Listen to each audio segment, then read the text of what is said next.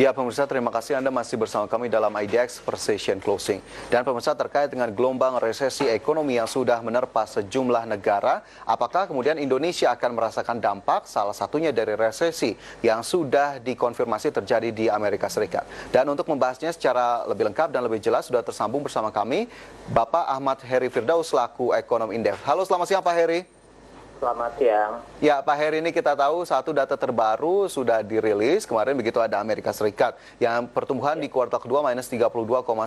Begitu pula dengan sejumlah negara lainnya termasuk Uni Eropa. Kita spesifik ke Amerika Serikat, begitu Pak Heri. Bagaimana kemudian Anda memandang resesi yang akhirnya terkonfirmasi terjadi di Amerika Serikat? Apa kemudian dampak yang harus kita antisipasi? Ya, pertama adalah resesi Amerika Serikat ini tentu menimbulkan dampak bagi ekonomi global, ya, karena PDB Amerika Serikat ini kan mencakup 25% dari total PDB dunia. Artinya seperempat PDB ini disumbang dari Amerika Serikat, gitu. Nah, jadi kalau seperempat PDB-nya anjlok, ya sudah barang tentu pasti semua negara-negara kena dampak. Nah, salah satunya adalah Indonesia. Nah, sekarang kita lihat keterkaitan ekonomi Indonesia dengan Amerika Serikat sejauh mana atau sedalam apa hubungan ekonomi Indonesia dengan Amerika Serikat.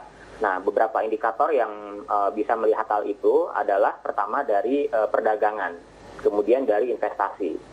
Dari ekspor kita ke Amerika Serikat ini kontribusinya mencapai 11-12%, artinya ini cukup besar, gitu ya, cukup besar ya kalau sekitar 11-12% ke Amerika Serikat. Nah, tentu dengan peristiwa resesi yang terjadi di Amerika Serikat ini berdampak terhadap ekspor kita ke Amerika Serikat.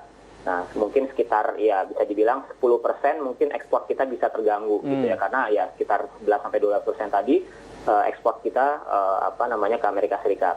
Kemudian juga dari sisi impor kita dari Amerika Serikat itu mencapai sekitar 6-7%. Nah, dengan resesi yang terjadi di sana, tentu ini akan berpengaruh terhadap aliran bahan baku yang kita impor dari Amerika Serikat, kemudian aliran barang modal dan hingga barang konsumsi. Jadi tentu ada pengaruh dari sisi perdagangan internasional. Jadi nilai perdagangan kita ke sana mungkin bisa lebih terkoreksi.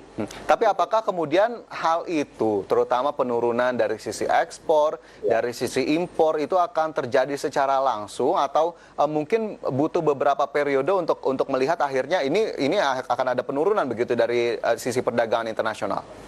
Ya, yang jelas ini akan terlihat dalam jangka pendek ya, sekitar 3 bulan ke depan ini akan terlihat dampaknya. Kemudian juga dampak ini bisa secara langsung dan tidak langsung. Artinya perdagangan Indonesia dengan Amerika Serikat ini kan bisa terjadi secara langsung atau melalui negara-negara yang lain. Contohnya seperti kita berdagang dengan Malaysia, dengan Vietnam, yang kemudian produknya nanti diolah lagi dan diekspor ke Amerika Serikat. Nah, jadi ini akan berdampak terhadap menurunnya nilai perdagangan bukan cuma Indonesia Amerika Serikat, tapi juga Indonesia dengan negara-negara lain yang memiliki hubungan perdagangan dengan Amerika Serikat. Nah, kita tahu bahwa di Asia Tenggara Amerika Serikat cukup besar ya perdagangannya dengan Vietnam, dengan Malaysia. Nah, ini yang juga akan terpengaruh ya terhadap Indonesia tentunya. Aliran ekspor ke Malaysia, ke Vietnam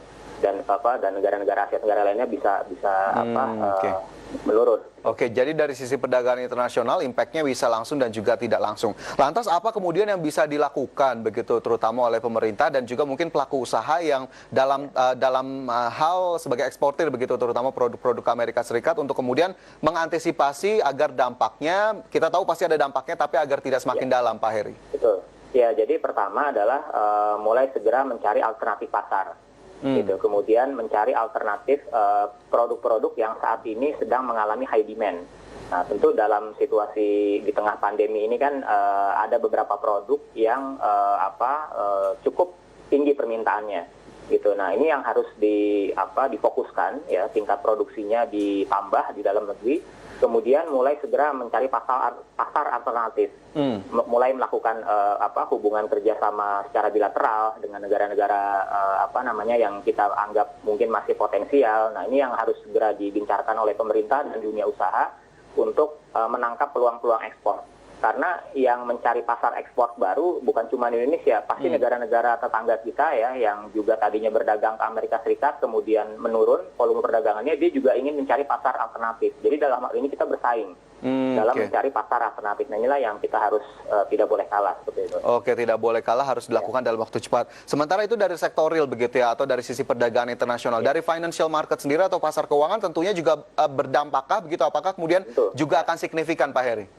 Ya tentu kita lihat dari pergerakan nilai tukar rupiah terhadap dolar gitu ya, kemudian juga harga-harga komoditas global, harga emas salah satunya, harga komoditas pertanian, pertambangan, energi ini juga tentu akan nanti akan terpengaruh dari resesi Amerika Serikat yang terjadi cukup dalam. Nah sehingga memang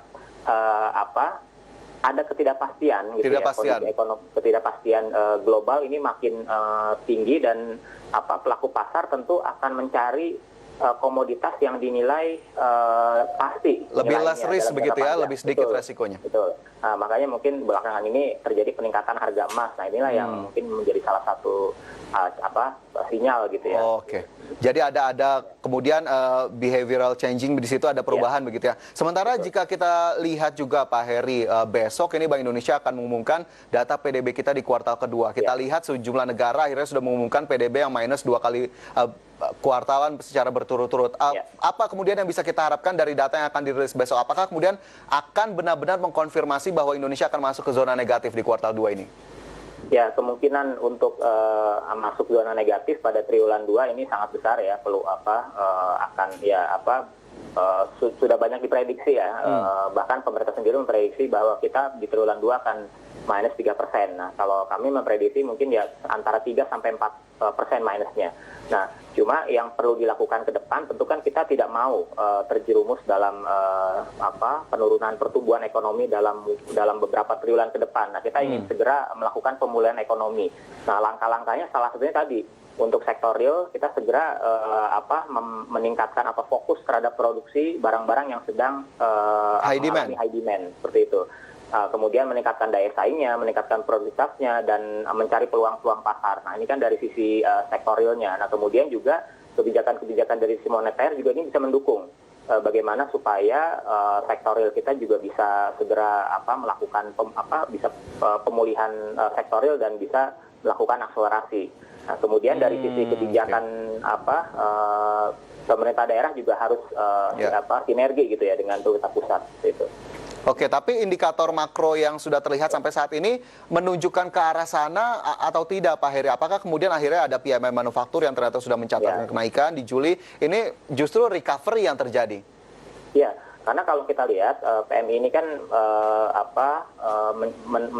menunjukkan bahwa kegiatan pembatasan kegiatan ekonomi telah dilonggarkan pada triwulan 2. Nah, inilah yang menunjukkan PMI kita membaik. Tapi mungkin belum pada posisi yang optimal. Belum dalam optimal ya. Posisi yang optimal karena masih juga terdapat pembatasan meskipun tidak separah waktu menjelang triwulan kedua itu ya, Maret April gitu. Oke, jadi memang akhirnya kita harus tetap optimistis bahwa pemerintah tidak diam, kemudian juga Bank Sentral tidak diam, dan seluruh stakeholder tentunya akan melakukan berbagai upaya untuk kemudian meminimalisir dampak dari resesi global dan juga mungkin menghindari Indonesia dari resesi, begitu ya Pak Heri? Iya, karena kekuatan pasar domestik kita cukup kuat, di situ potensi kita untuk segera bisa pulih. Oke, pasar domestik kita cukup kuat. Baik, terima kasih banyak Pak Heri sudah bergabung bersama kami siang hari ini. Sukses selalu. Terima kasih. Ya, pemirsa, IDX Precision Closing akan segera kembali usai jeda, tetaplah bersama kami.